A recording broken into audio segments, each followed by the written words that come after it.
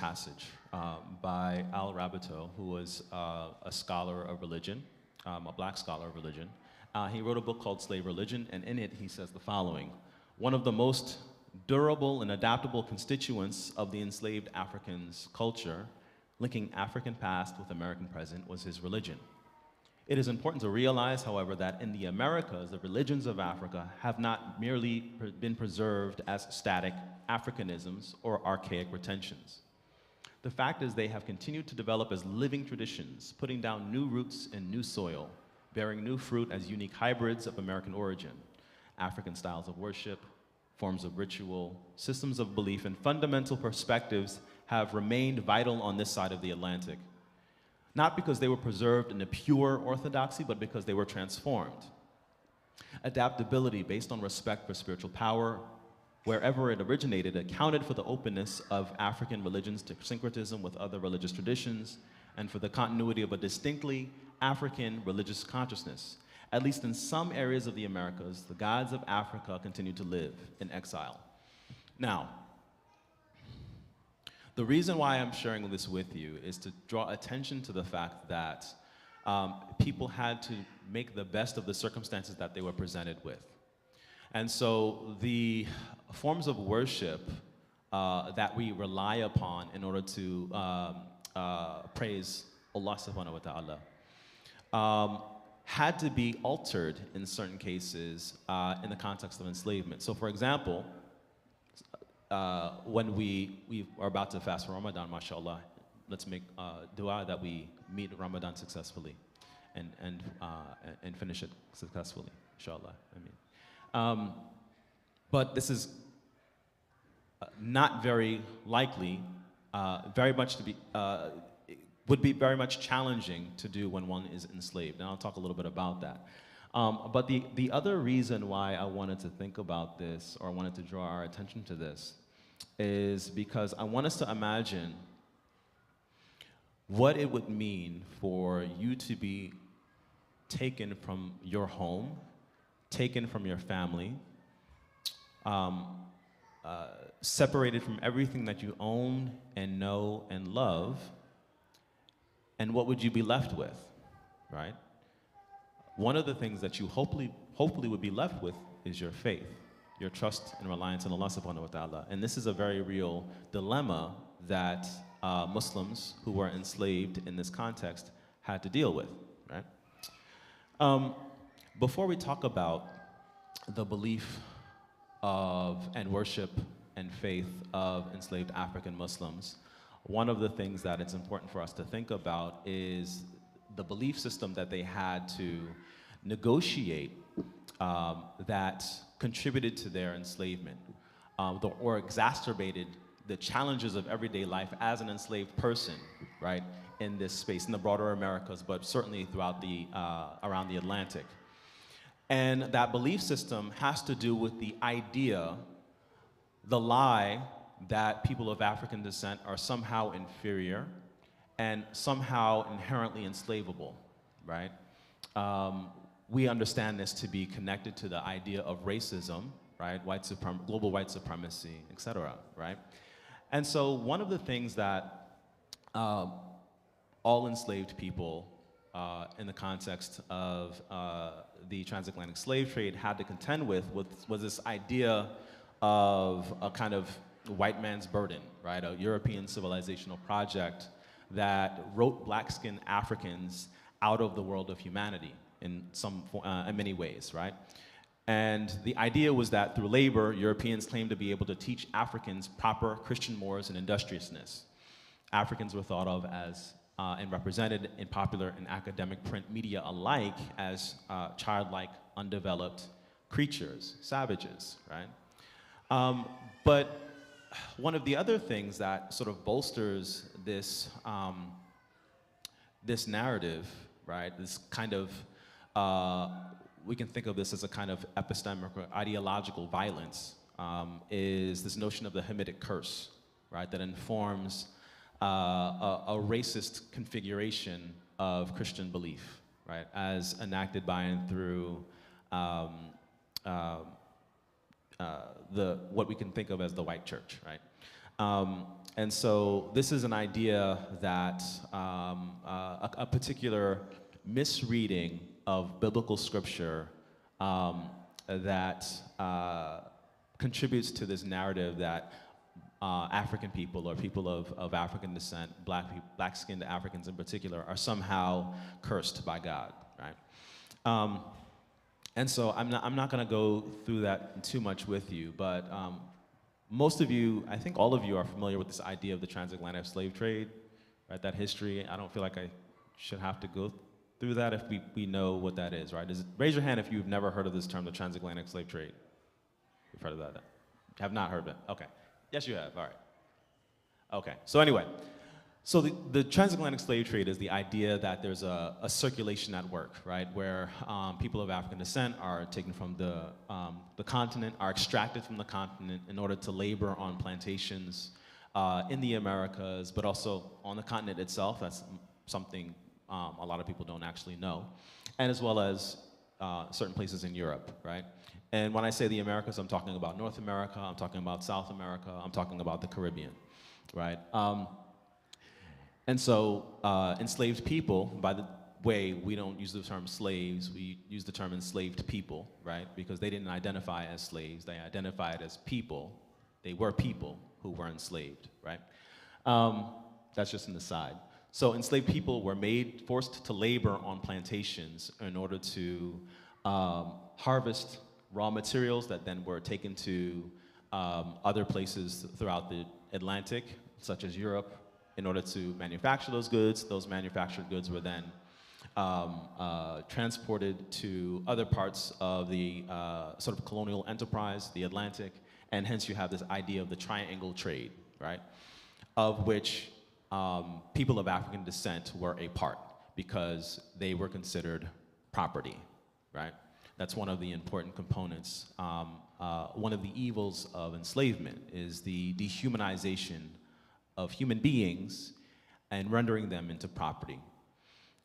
So much so that there was no recourse. People who enslaved others, people of European descent who enslaved Africans in this context, could enact violence on African people with impunity, right, without meeting any consequence.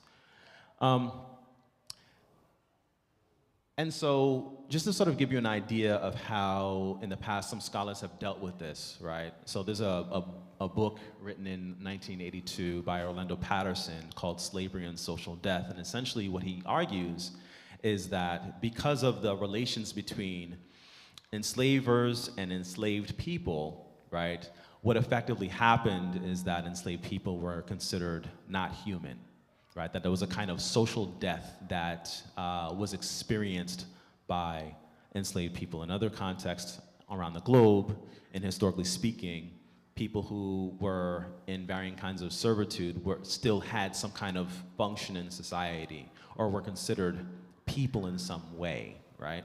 But what many argue is different about the transatlantic slave trade is that the people who are enslaved are considered chattel property, right? Okay, so I guess I'll just read this a little bit. In the intrusive mode of representing social death, the slave was ritually incorporated as a permanent enemy on the inside, the domestic enemy. He did not and could not belong because he was the product of a hostile alien culture. He stood on the one hand as a living affront to the local gods, an intruder in the sacred space. Right? Yeah. Okay, so this is a depiction of Ayub Suleiman Jallo called Job Ben Solomon, a famous painting. But anyway, I wanted to sort of switch gears to talk about scholarship and on enslaved African Muslims, right? And so there's a very interesting book for those of you who are bibliophiles like me and love buying books, love reading, etc. As a matter of fact, just as an aside, I consider literacy the habit of reading as opposed to the ability to read. So tell your children that are you actually literate if you don't read, right? So anyway, there's a wonderful book written by a scholar by the name of Sylviane Diouf called Servants of Allah. The name of the book is Servants of Allah. Enslaved African Muslims in the Americas. It's a classic text that deals with this topic. And so she stresses the importance of applying a hemispheric perspective when trying to understand the presence of enslaved African Muslims and the continuities from Islamic West Africa, in particular, for example, to the so-called New World, right? She argues that there was a Muslim way of behaving, of dressing, of rejecting conversion, right, or becoming pseudo-converts, and expressing one's faith, for example, that manifested itself across European political, religious, and linguistic boundaries. These are all strategies for maintaining one's Islam, right? In contexts where you are made to, where an enslaved person was made to profess another faith, right? They did so while also keeping Islam in their heart, or finding ways for them to participate in what they were made to do, made to certain kinds of, attending church or what have you, but then outside of the gaze of people who enslaved them, they made salah, or at least they believed in their hearts, right? Or in many cases, there's documentation that people just sort of rejected those faiths that were not Islam outright, regardless of the consequences. And so Sylvia and Youssef, as well as another scholar by the name of Michael Gomez, who teaches at NYU, New York University, he wrote a book called, I'm blanking. He wrote a bunch of them. One of them is called The Black Crescent. I'm forgetting it'll come to me. But anyway, he also writes about enslaved African Muslims in the Americas, and they both make important interventions regarding the historiography of slavery and religion in the Americas, by looking at the religious composition of West African societies prior to and throughout the transatlantic slave trade. And in their work, they illustrate how a significant portion of the Africans who were forcibly brought to the Americas were Muslim, right? For their scholarship, right, before their generation of scholarship, very little mention of Islam actually amongst enslaved Africans in the Americas had been made. In spite of its rich presence in much of sub-Saharan Africa, hundreds of years before any contact between European colonial powers and the African continent, right? And so they find the presence of Islam in the religious composition of sub-Saharan West Africa, which played a part in the identification of the enslaved in the colonial American context. They also find the presence of Muslims in archives that reveal many names mentioned in advertisements for runaways, for example, Samba, Bintu, Fatima, Bilali, Mustafa, Muhammadu, Bukhari, which is a derivation of Abu Bakr, etc. They also draw these conclusions from the accounts of formerly enslaved people attesting to the Islamic practices of their family members, of themselves, etc. Also news reports of Moors and Mohammedans, which were these sort of Old English names for Muslims, but then also the Arabic writings of enslaved African Muslims themselves. Okay, so the way in which Islam shows up amongst Muslims in this time period who are negotiating this social, cultural, historical, political environment, that shows up in Islam shows up in a number of ways, right? It shows up in their dress, it shows up in physical appearance, it shows up in diet, and also the establishment of underground Quranic schools, right? Also in the continued writing of Islamic texts and even Qur'ans, in the retention of their names and in their efforts to go back to the continent, right?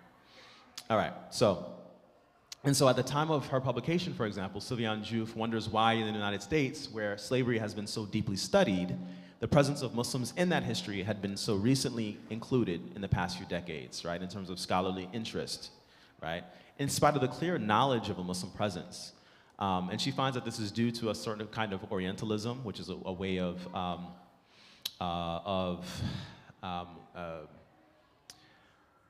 kind of, I want to explain this briefly, a a kind of anti-Muslim sentiment, I'll say it like that. A kind of anti-Muslim sentiment or Islamophobia, we're certainly familiar with that term.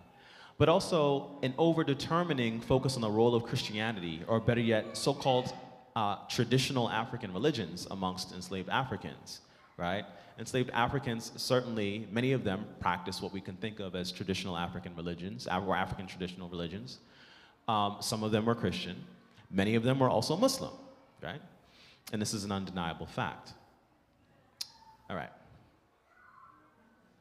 I want to think about a little bit more about Sylvia Njouf. So in her book, she pushes us to consider what it meant and what perhaps it was like to practice one's religion as a Muslim while also dispossessed or disempowered and enslaved.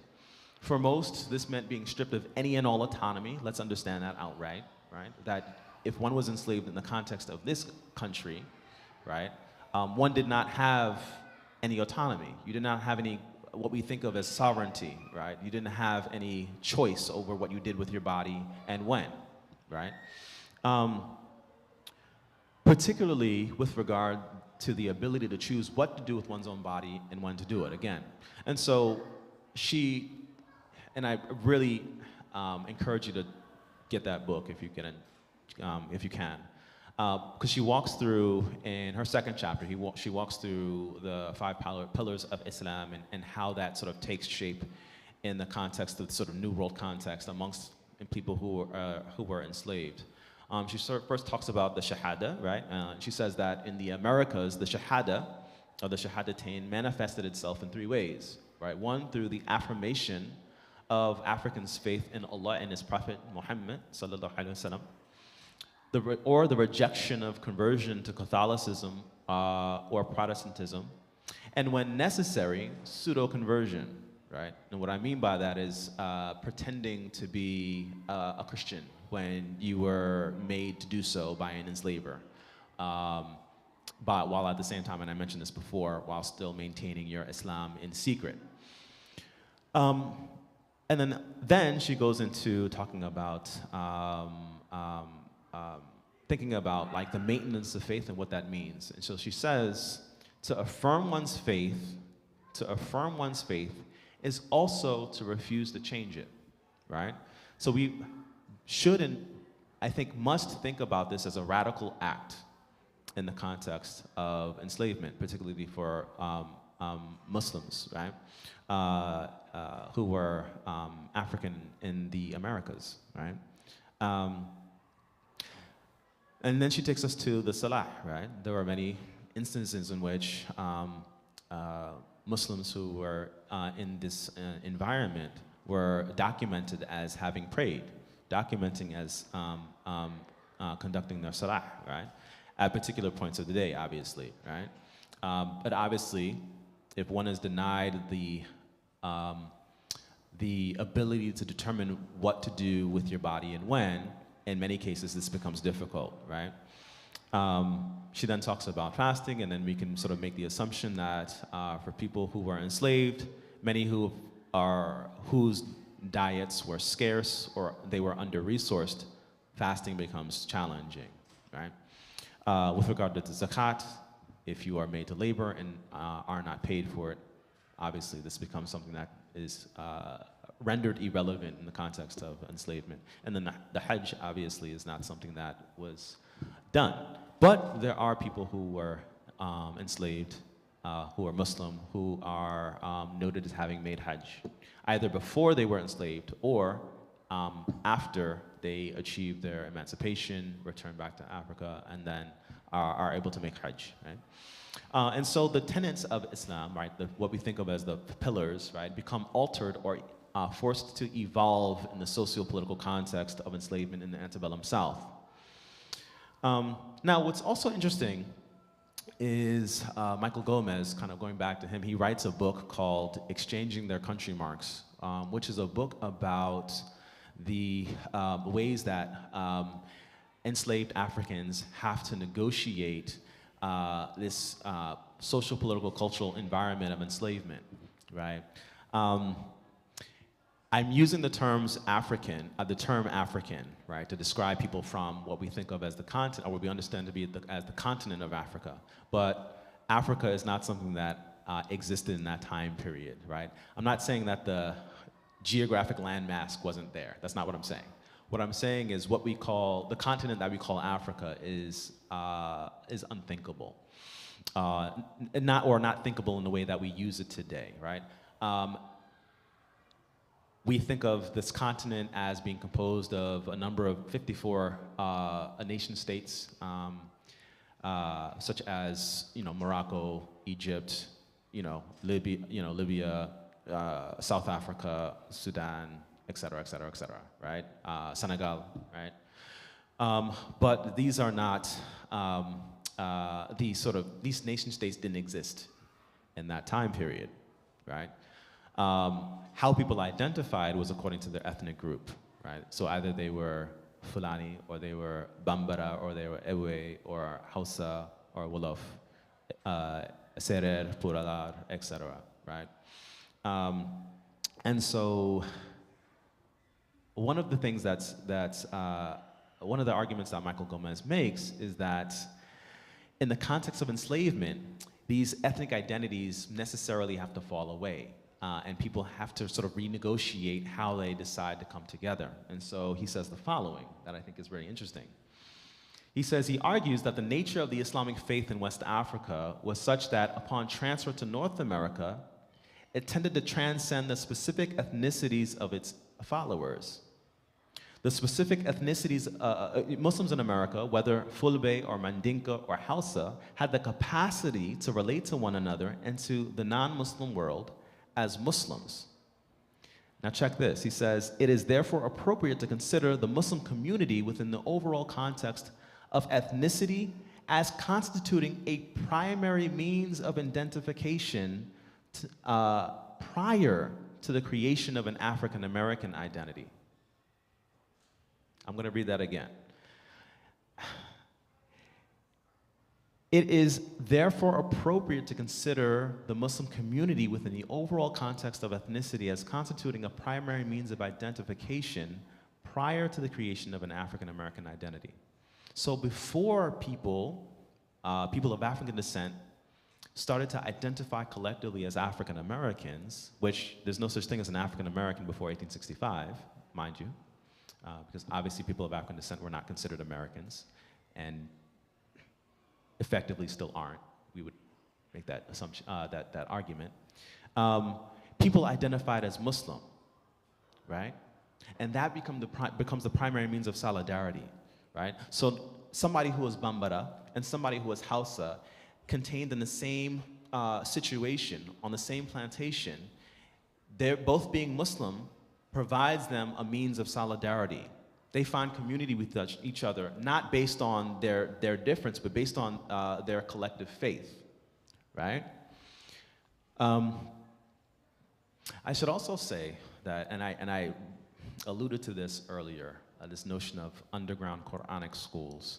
I have colleagues who are doing research on Islam, the early presence of Islam in Brazil. One of the major insurrections that takes place in the Western Hemisphere is what happens in Brazil, in Bahia, in 1835, the Mali Rebellion. Now, I'm not going to mention the Haitian Revolution, because that's actually a revolution and that's considered successful, because that actually overturns the system of enslavement. The Mali Rebellion in Bahia in 1835 does not overturn slavery. But what it does do, it reveals an extensive sort of coordination of enslaved people, many of which were Muslim. As a matter of fact, when we think about the presence of Islam in the early Americas, we shouldn't necessarily think about how many Muslims were there, right? Because as we know, Islam's influence, thankfully, outdoes the presence of Muslims, or exceeds the presence of Muslims, right? if the force and power of Islam was just up to us, right, as Muslims, considering how short we fall, right, that would be a sad state. But alhamdulillah, right, Allah has put such barakah in Islam that it provides a means of solidarity and influence and empowerment for people, even though they're not Muslim. And so that's why I bring up Bahia in 1835. And so what happens is you have a number of people who teach the Quran in Bahia in Brazil, right? And so it was known that there were many Muslims who, in spite of being, we tend to think of, because of TV, we think of enslaved people as, wearing tattered clothing, etc. But no, many of these Muslims, especially those who were scholars, were what we could think of as kaftans or thobes, etc., and the white kufi, right? But they had Quran schools, right? And this is sort of evidenced by the presence of archaeological evidence of the wooden slate boards that are used to memorize the Quran. So anyway, what happens is there's a large insurrection, and it's discovered that these Muslims are going to rebel, and all of the people who participate in that rebellion have these amulets on them, inside of which have ayats of the Quran written for protection. And this includes Muslims and non-Muslims, right? And so the influence of Islam, again, exceeds the number of Muslims. And what happens in the wake of that rebellion, right, is that the colonizer, the colonial regime at that time in Brazil outlaws Muslim clothing. They outlaw the Quran schools. They outlaw the presence of Islam, right, because of its impact.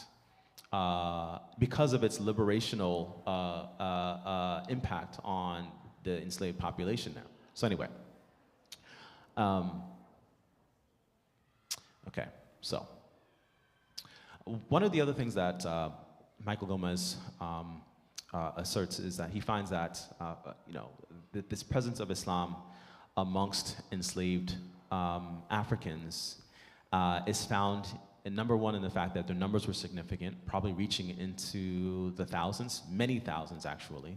Conservative estimates sort of find that perhaps upwards of 10 to 15% of enslaved people who were brought to the Americas were Muslim, right? So that's significant.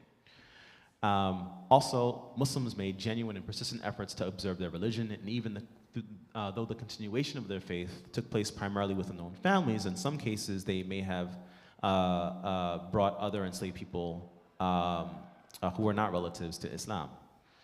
But then also, there are certain cultural phenomena found in segments of African American community, such as ostensibly Christian worship practices and certain artistic expressions that probably reflect the influence of these early Muslims. Right, and so again, what I take from that book is that the early Muslim community contributed significantly to the development of the African American identity. And so this is a restored colorized portrait of Omar IBN Saeed, taken around the 1850s. He would pass away before emancipation. And he was a West African Muslim man who was born in 1770 to a scholarly family in what is now Senegal, Gambia. And he had a career as a teacher in his home when he was captured and taken in his middle age, right? Around 39, I think. And so what happens is he's brought into North America through Charleston, right? He escapes, crosses the South Carolina-North Carolina border into Fayetteville, where he's captured and placed in prison. And so while he's in the jail cell, right, because he committed the crime of stealing himself, because it was considered property, which is a very ironic thing, sadly. He decides to write on the walls of his cell. He's writing ayat of the Quran, right? Now, the history goes that, some jailer or white person noted that he's writing in Arabic in the jail cell, right? And they identify him as a Muslim, somebody who was educated in Arabic. And so this becomes a very novel thing at the time. One of the things that I find interesting is there are people who attribute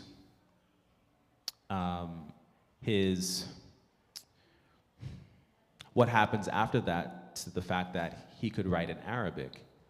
But wouldn't it be interesting to think about, to consider the idea that what led to him being able to negotiate life after that point as an enslaved person, while at the same time avoiding hard labor on a plantation,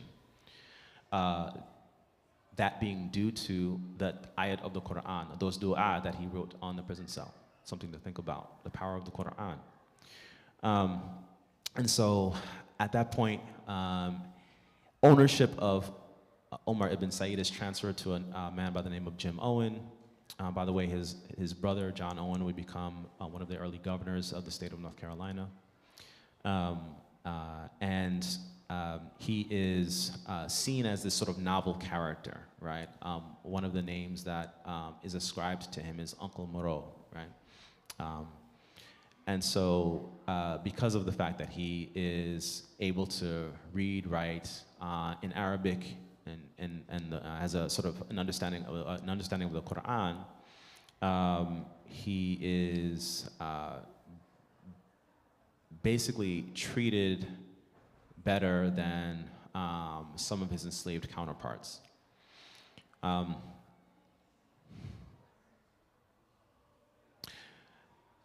so one of the things that's interesting about his story is that, because I'm currently, over this next week, there's actually a play that was directed by Rhiannon Giddens about the life of Omar IBN Saeed that's coming to Carolina Performing Arts. That is happening Saturday and Sunday, the 25th and 26th. And so I'm participating in certain programming around it. One of the things that's interesting about his life is that there's a repeated attempt to claim that he converted to Christianity, right? This is something that shows up in one of the early books that was written about him. And actually, Dr. Carl Ernst, who recently retired from the department that I teach in, as well as Dr. Mbai Lo, who teaches at Duke University, are currently in the process of releasing a book this month or next month about Omar IBN Saeed that argues to the contrary, in which they make the argument and show convincingly that he never converted to Christianity. He allowed people to make that claim, but he never corrected them. Now, why does he do this, right? He is negotiating a religious environment in which he is enslaved. He's also considered a religious minority, and so he's making strategic decisions, right? He attends church, right? He agrees to write sort of certain things in Arabic that they ask him to write, the Lord's Prayer and Psalms and certain biblical scriptures in Arabic that are, according to the enslavers that are around him, is supposed to be sort of evidence of his successful conversion, because they're invested in his sort of redemption as a Muslim into this new Christian life, right? The power of Christianity. But unbeknownst to them, what he's actually writing is, many of these sort of writings start with Bismillah ar-Rahman ar-Rahim, right? Salli ala Sayyidina Muhammad, et cetera, et cetera, et cetera. When they think he's writing certain portions of the Bible, he's actually writing certain portions of the Quran, right? Something that I find very interesting. And so Omar IBN Saeed is, one of the people who has been documented in representing the deen from day one, right? I found that to be very interesting and fascinating. All right, we're going next. Okay, so I just wanted to reiterate that the story of Islam in this country, in the Western Hemisphere, begins on the African continent, particularly sub-Saharan West Africa, right? Something that we should all take note of. All right. So, is this hooked up to sound? Does anybody know? Is this hooked up to sound? Okay. So is this I wanted to because I want to show a clip. So this is an example of an ad for an enslaved person who has liberated themselves. Some people don't use the term runaway. Some people use the term self-liberation. But you can see here that the names are indicated: Sambo and female Fatima, etc. Right? And many such advertisements for so-called runaways appear in the archival record, right? And so the presence of Muslims is undeniable, right? All right, so I want to show you a clip for a documentary that has been released, I believe, at this point, and it's about Sapelo Island. So let's see if what the sound is like.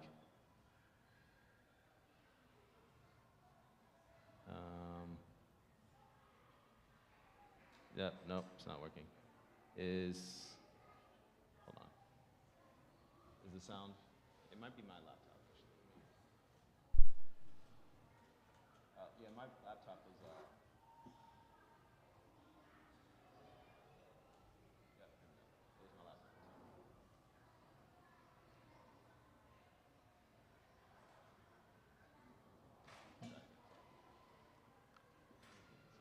Yeah. It was my laptop. I sometimes put it on mute because I have the Quran reminder, and in meetings it can be disruptive. All right, so it is thinking. Come on. All right, bismillah. Is the volume up? It's not. It's okay. It's okay. It's not a big deal. All right, so I want to just go to this next thing. So, Sapelo Island is an island on the coast of Georgia. Let's see, where it is. Yeah, right here. So, it's part of what's considered the Gullah Geechee corridor, right? Is a strip of land on the coast of the American South, on the east coast of the American South. It's called the Gullah. Have people heard this term before? Gullah Geechee? No? Yeah, if you've been to around, well, some of our brothers swear have heard about it. So Gullah Geechee is a term that refers to a group of people of African descent who lived along these sea islands, extending from North Carolina all the way down to Florida, in which they maintained many components of the African cultures that they were extracted from. So, for example, in and around certain parts of South Carolina and certain parts of Georgia, particularly around Sapelo Island as well, it's been discovered that some of the linguistic, some of the sort of language forms, which was sort of been misunderstood as a kind of Creole that's spoken, right, in that area, there are certain words that are found in the Mende language, which is found in Sierra Leone, right? As a matter of fact, if you've gone to Charleston, South Carolina, and you've gone to the downtown market, you'll see black people, African Americans, selling baskets that are woven with sweetgrass baskets. Very similar, if not identical, to the sweetgrass basketry that is woven in and around Sierra Leone. Some of the songs that are sung in and around some of these places have been found to be identical to songs that were sung in Mende and Sierra Leone, right? So there's a way in which a kind of African cultural survival takes place because of the fact that people are separated from the mainland, right? Mainland United States, and are living on these sort of coastal outlying areas. And so that becomes significant for us because Sapelo Island, right here, right, off of the coast of Georgia, is documented as being the first Muslim community in the United States, right? Remember, at the beginning, I talked about Bilal Muhammad. Bilal Muhammad, right, was a patriarch of this Muslim community. He taught the Quran. He had an extensive family. He was the emir of his community, right? As a matter of fact, there's what's mistaken to be his diary, right, is actually a 13-page document of Islamic law that he writes while he's there. Now, the question is, and this is a real question, it's not a rhetorical question, why would he write this document? Why would he write a manual of Islamic law? Why would he write that? Why does anybody write anything? To preserve, right? There's an audience that's being considered, right? Who is he writing this for? His family, right? He has children, grandchildren, etc.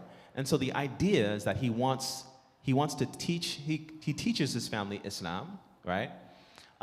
And he intends for Islam to remain present in his family. He is known to have worn a fez around Sapelo Island, even though he was enslaved. Sorry, so imagine this enslaved person wearing a fez and a white kaftan. He's like Muslim. He's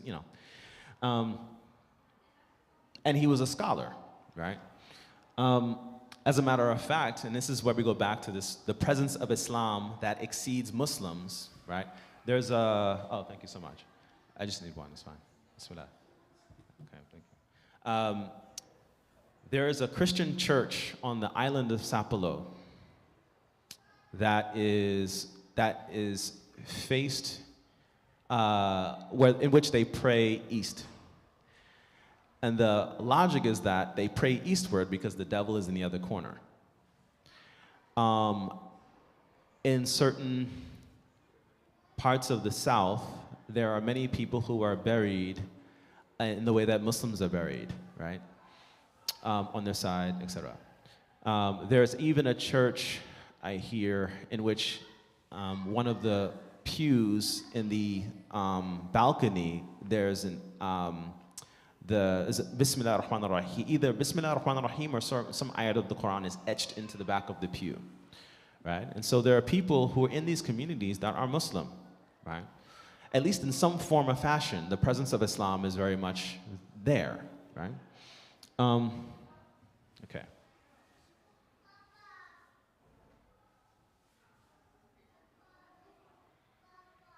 Okay, so far we've talked about mostly men, right?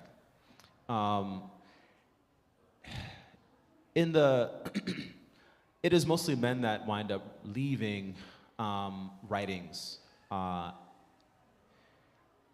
And so we should not make the mistake that most of the Muslims who were enslaved and who were African were men. There were women too, obviously. Or we should, that should be obvious to us. And so the presence of women, right, of Muslim women in this context is evidenced by cultural practices, because women are carriers of culture, right, in some very, very important ways. And so, for example, one of the things that happens is that Bilal Muhammad is known to have be a teacher of the Quran, but at the same time, the women in his family, right, fed the community. And so every year, they would make these rice ball cakes, these honey cakes that were called saraka, right? They were called saraka, and they would be dispensed to the community every year, and then in certain cases on Fridays, right? But saraka sounds like what? Sadaqah, right? And this is the sharing of these cakes amongst and from enslaved African Muslim women that illustrates not only a commitment to practice, but also a commitment to altruism, right? To charity, through communal nourishment and celebration. it also illustrates a continuity from West African social religious practice to that of a Western hemispheric one, because this is a practice that is found in Muslim West Africa. Now, we could make the wrong-headed assumption that this is some coincidence, but obviously, for those of us who are a little bit more logical, it's more likely that this practice was imported as an African practice due to the fact that such treats and practices of sharing during specific celebratory moments, Eid al-Fitr, Eid al-Adha, etc., are located in both the antebellum South as well as in Brazil. Okay? And so there's little doubt that these words, sakara or saraka, are slight corruptions of the Arabic word sadaqa, right? And so the sea islands, Saraka and the Brazilian Saka, are the exact transportation to America of an African Muslim custom, right? The rice ball is a traditional charity given by West African women on Fridays, and this kind of confection is still made in the same way that Bilal Muhammad's daughters made hers, right? And so this not only represents the only recorded example of Islamic behavior specifically expressed by enslaved women, as enslaved people, as women, as Africans, and as Muslims, Muslim women did not receive much attention during and after slavery. Yeah, talked about it already. Okay, so I want to, second question that we should ask ourselves, what do we know about Black history beyond oppression and slavery? And so one of the reasons why I thought it was important to talk about this is because often when we think about enslavement, we don't think about empowerment. We don't think about the ways in which enslaved people endeavored to make their lives livable. We don't think about the ways in which enslaved people had faith traditions, right? Multiple faith traditions. We don't think about the ways in which enslaved people negotiated the lives that they had to live. Right? We think about their labor, we don't think about the way in which they loved. We don't think about the ways in which they worshiped. We don't think about the food ways that they brought with them, right? All right, so. I wanna quickly skip ahead. Yeah, I wanna go here. All right. In the 1930s, again, so this is after enslavement, right? Civil War happens, 1861, 1865, right? Emancipation. Upwards of 70 years after that, right? 60 to 7 years after that, right? 60 to 70 years, it's like 2 generations. There's a works progress administration effort to provide people in the 1930s with varying kinds of work, because in the 1930s we have the great, 1929 is the Great Depression, and people are struggling. So you have these, the Works Progress Administration devises this plan to interview formerly enslaved people in the 1930s. Now, what happens is that journalists, photographers, college students, most of whom were white, and living in the South, were sent to interview enslaved people. The relatives of enslaved people, their descendants. In some cases, some people who were formerly enslaved. Now, let's imagine how that could be a problem, right? You're asking enslaved people some of which were formerly enslaved, some people whose ancestors were enslaved, about their intimate lives as a white person, right? In the South, in the Jim Crow South, right? We can assume that there's not a whole lot of transparency happening. But nonetheless, right, what we find in those interviews are questions about folklore and myth and assumptions that many of the African Americans who were interviewed at that time were Christian. But what we do find is that in some of those interviews, there's the presence of Islam, right? Amongst the ancestors of people being interviewed, and in some cases, the people themselves, right? And so, for example, one interview by Tom Robinson in thinking about his mother, he said, "I can just barely remember my mother. I was not 11 when they sold me away from her. I can just barely remember her, but I do remember how she used to take us children and kneel down in front of the fireplace and pray. She'd pray that the time would come when everybody would be free and able to worship God. This memory has come to me a lot of times since. There she was praying while other women on the plantation were praying. All over the country, the same prayer was being prayed. I guess God heard the prayer and answered it. And I want to share this with you. This is in 1936. I want to share this with you because this speaks to the way in which the belief in the power of liberation, the belief in freedom was very much present and palpable. But nonetheless, Katie Brown, who was great-granddaughter of Bilal Muhammad, resident of Sapelo Island, said the following when interviewed. Margaret and her daughter, Kato, used to say that Bilal and his wife, Phoebe, prayed on the bead, right? That they prayed on the bead. They were very particular about the time that they prayed and very regular about the hour. When the sun come up, when it was straight over the head, and when it set. That's the time that they prayed. They bowed to the sun and had a little mat that they kneeled on. The beads was on a long string, and Bilal, he pulled on the bead and said, Bilambi Hakbar Muhammadu. Phoebe, she said, Ameen, Ameen. Right? Now, this is a person who is purportedly removed from direct Islamic practices, so we have to be generous with regard to her recounting of what was happening, right? Another example, Ben Sullivan in the 1930s, who was interviewed, and he said, Old Israel, and this is a different context, Old Israel, he prayed a lot with a book that he had that he hid, a book that he hid. And he took a little mat and said his prayers on it.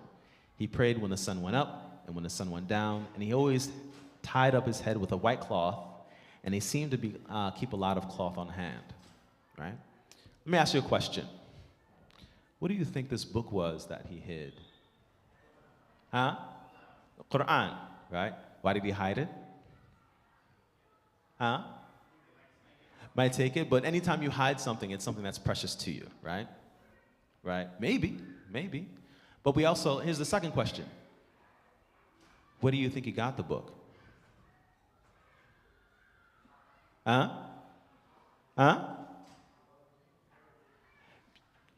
Either he probably didn't buy it at a bookstore. That's one assumption we can put to the side. There's a chance that go ahead. Maybe, very good chance. It's possible that he acquired it somehow, or somehow it was given to him, because that's possible. But it's quite likely that he wrote it. Many people who were many Muslims who were enslaved were hafiz of the Quran, but not just hafiz of the Quran. They had a certain mastery of the Quran. They bathed in it. It's one thing to be a hafiz of the Quran. It's another thing to bathe in it, right? The Shaykh will tell you. It's one thing to read it. It's another thing to drink the Quran, right? The places from where many of these people were taken, people bathe in the Quran, right? Maybe all bathe in the Quran.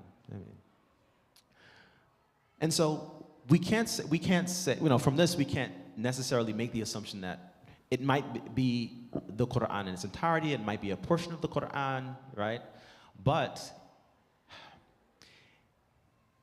if you are, again, I'm going to come back here. If you are stripped of all that you own, all that you love, right, and are thrown into the bottom of a slave ship and transported across the ocean to a land where no one knows your name and you don't have any family, right? What can you take with you? that no one can take away from you, right? Whatever you've learned, right? And if you've learned the Quran to such a degree that you can reproduce it, right? This is something that's very important, right? And this is not just a matter of saying, oh, yeah, you know, there are some, amongst the enslaved people, there were some Muslims and they prayed. No, these were people who were scholars, some people came from scholarly families. A tradition in which children were given the Quran before anything else, right? Because the understanding is, for what other reason is there to bring a child into the world except that they be given to the Quran, right? Because the Quran could be a means of freedom, right? If you can be convinced that you are a slave, there is no need for a cage, right? And so what we're dealing with is the opposite of that, right? The inability to convince someone that you are inherently enslavable, because you understand that the only owner is Allah subhanahu wa ta'ala, right? Something to think about. Okay.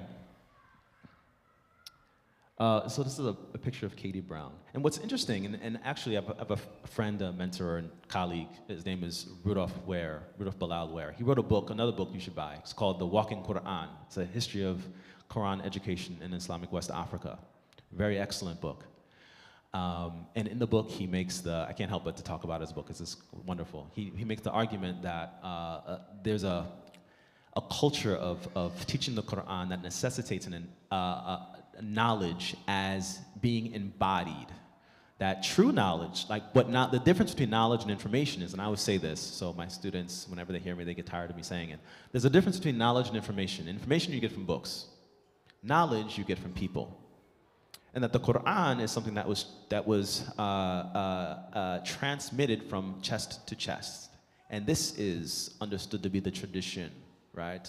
The means, the pedagogical mechanism that the relationship between Prophet Muhammad and his Sahaba, may Allah be pleased with them, right?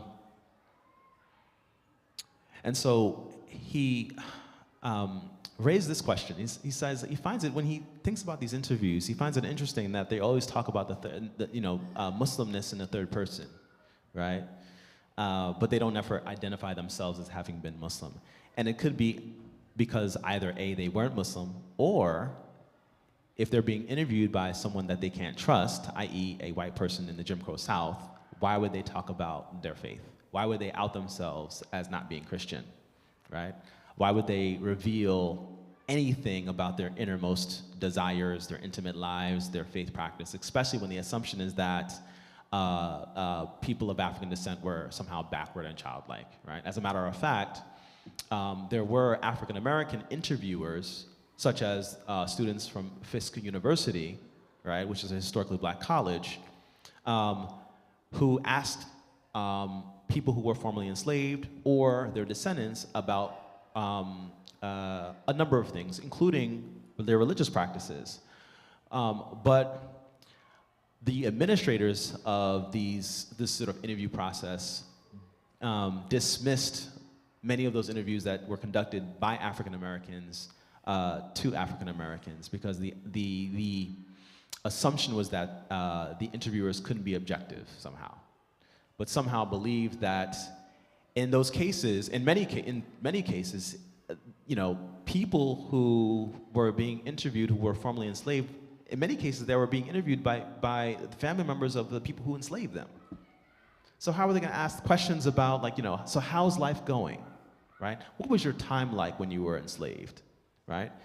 Likely you're not going to get a raw, honest answer about your experience, right? Again, 1930s in the South we're talking about. Okay, so I wanted to end with this. There's an article by a scholar by the name of Jeffrey Halverson entitled West African Islam in Colonial South Carolina. And he, along this Gullah Geechee corridor that I spoke about, there's a religious tradition in which a number of structures were built which were called praise houses. And inside of those praise houses, one of the things that happened were what's called the ring shout, right? In which worshipers would come together and sing hymns in a circle, right? And praise God. Jeffrey Halverson makes the argument that, and it's largely speculative because he can't prove it, but he makes the compelling argument that one of the ways that we can understand these praise houses, or some of these praise houses, considering the location, considering the places that many of these people came from, where Maliki fiqh was very much present, and Sunni orthodoxy was very much present in West Africa, that we might understand some of these praise houses as being these Sufi lodges or zawiyas, right? If we think about the idea of a ring shout, right? That sounds like a halaqah to me, right? That sounds like a zikr circle to me, right? At least it does to Jeffrey Halverson. So that's, he says, applying this sort of conservative estimate that some estimates suggest 30% of African enslaved people were imported to the Americas were Muslim. That means at least 68,000 Muslims arrived in North America as enslaved people, or perhaps between 68,000 to 136,000. Many of them were disembarked in Charleston, South Carolina. Still others, far fewer in number, disembarked a short distance south at Beaufort or northward at Georgetown, South Carolina. And so the counties along South Carolina's Atlantic coast held arguably the greatest concentration of enslaved West African Muslims in all of North America. And so as these ring shouts, these sort of spaces of boisterous, explicit, loud worship is happening, right? It's possible that these were not spaces of Muslim worship, but Jeffrey Halverson speculates that they very well could be. So anyway, I wanted to end there, and just to sort of reiterate the fact that, one, that there were many Muslims amongst enslaved people of African descent in the history of this country, but also in the broader Americas. And beyond that, one of the things that we should be encouraged by is the way in which they fought to maintain their faith and their freedom, which they're very much tied together,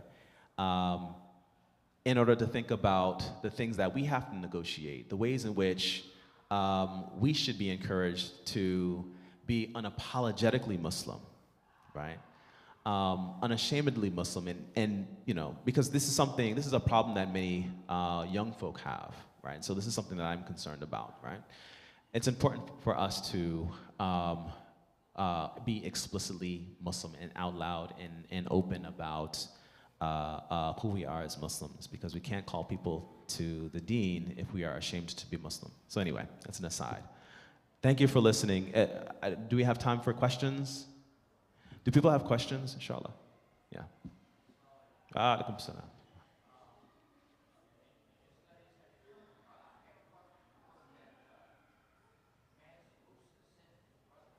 Mm-hmm. Yeah. So there's a book by Ivan van Sertima called They Came Before Columbus, but you also have I forgot the brother's name. He's a Muslim scholar. He talks about the Muslim presence before Columbus as well, like before European colonization, and makes the claim that in certain parts of Florida and the broader Caribbean, that some people claim that mosques were found, right, and the presence of Islam amongst indigenous people as well. Yeah, no, I haven't. I mean, that's not, I'm more so, my work focuses on like the present, right? But I have come across, perhaps, yeah. But I mean, even amongst one of the first expeditions amongst the Spanish, you had an African Muslim who went by Estevanico, who was an expert in navigation, They relied upon him to help navigate through the lower South, like Spanish, well, at that time would be what would become Spanish Florida and certain parts of the Caribbean. So, yeah. Yes, please.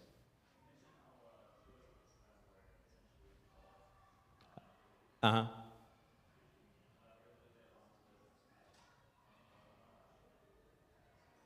Yeah. Right. So one of the things that was how that understanding is transmitted is just like it's transmitted now through people, right? And so we it's hard to sort of it's hard to trace the intimate details of how people practiced, right? Because this is, some of these things get lost over time. But,